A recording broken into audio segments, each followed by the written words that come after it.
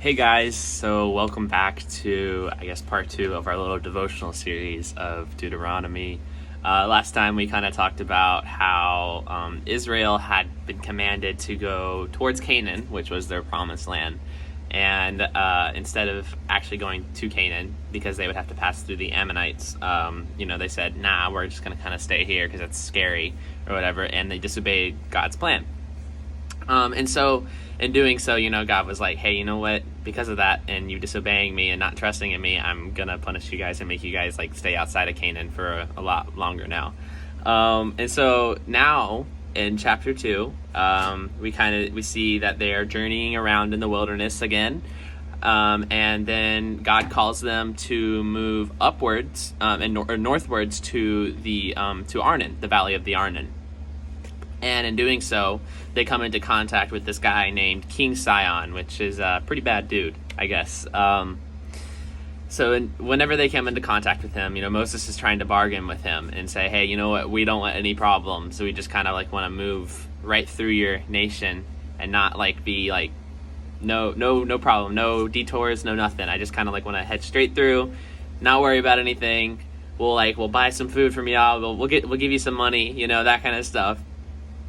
And Sion was like, I'm not having any of that. I don't want y'all in here. In fact, I'm gonna try to fight you if you come through here, because at this time the Ammonites were enemies of the Israelites.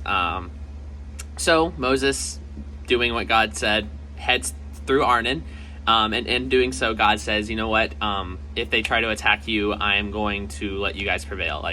This is what I have trusted for you. I told you to go through here. And so because of that, if anybody tries to get in your way and you go into battle with them, you will prevail against them. And then we see that in chapter 2, verses 26, we see that he says, So I sent messengers from the wilderness of Kedemoth to Sion, the king of Heshbon, with words of peace, saying, Let me pass through your land. I will go only by the road. I will turn aside neither to the right nor to the left. You shall sell me food for money that I may eat, and give me water for money that I may drink. Only let me pass through on foot, as the sons of Esau who live in Seir and the Moabites who live in Ar did for me, until I go over the Jordan into the land that the Lord of our God is giving to us. But Sion, the king of Heshbon, would not let us pass by him, for the Lord your God hardened his spirit and made his heart obstinate, that he might give him into your hand as he is this day. And the Lord said to me, Behold, I have begun to give Sion and his land over to you. Begin to take possession that you may occupy his land. And Sion came out against us, he and all his people, to battle at Jahaz. And the Lord our God gave him over to us, and we defeated him and his sons and all his people. And we captured all his cities at that time, and devoted to destruction every city, men, women, and children. We left no survivors. Only the livestock we took as spoils for ourselves, with the plunder of the cities that we captured. So at this point, Moses is trying to get to the promised land that God has set aside for the Israelites. But after the battle, God specifically commands them, only take livestock. That's all you need. Because God doesn't want them to take, all the other people with them. This is set aside just for the Israelites, not the Ammonites, not anybody else. And in doing so, they only take the livestock and the stuff that they need. When it says they, in verses 35, only the livestock we took for spoils for ourselves, with the plunder of the cities. So they just took the livestock. And when they did this, God was he's just saying, I don't want you guys to have anything else from there. I don't want you to occupy this place. This is not your place that you are designated for. This is not, I didn't set the place that Sion had for you. That's not yours. That's his, but he's dead now. And so, they start heading northward some more, and they come into contact in chapter 3 with King Og.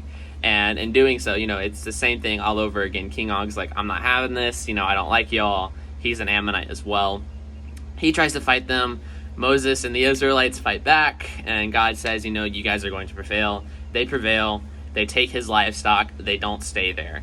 And so we see at the end of chapter 3, Moses comes up onto a mountain and looks out, and he sees the promised land that God has set aside for them. But God commands him not to go into the promised land. That's not what he wants him to do. In fact, he's doing this because the entirety of Deuteronomy is centered around transitions. And Deuteronomy is mainly about the transition of the first generation of the Israelites who were kind of disobedient to God to the second generation of the Israelites who end up renewing the covenant with God. And that's super important. And we see a lot of different transitions as well. We see them going from a tent-dwelling nation, which is what they were when they were wandering the wilderness, kind of being hunters and gatherers, to a nation that actually possesses land and builds up houses and builds up, places to worship God instead of just like worshiping him out in the wilderness. And we also see them moving into a much wealthier nation going forward. So God has commanded them to go to Canaan, not only because, he wants them to, be happy and have food and stuff like that, but because they're moving into a covenant with that. Like the whole covenant of God was like the promised land that God had set aside for them. And he's giving them that now, and he's fulfilling the covenant. And so the Israelites are moving to Canaan, but Moses is called not to go in himself, but rather to build up Joshua and to basically set aside a new leader, because Moses has entered the end of his life at this point. And the whole point that I wanted to kind of draw into this, guys, is that we may not see the plan that God has for us right now. In fact, I don't know what's going to happen tomorrow. I mean, this whole coronavirus thing, it's only getting worse right now. It's got to get worse before it gets better. That's just a fact. And I don't know when it's going to get better. Nobody does. But God does. And God has a plan for each and every single one of us during this time. And it's up to us to follow that plan.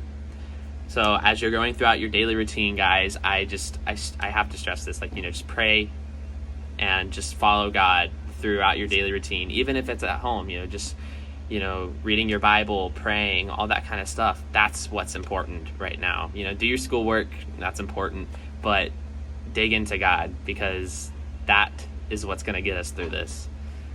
Thank you, guys. I look forward to our next part of Deuteronomy, where we're kind of going to wrap it up.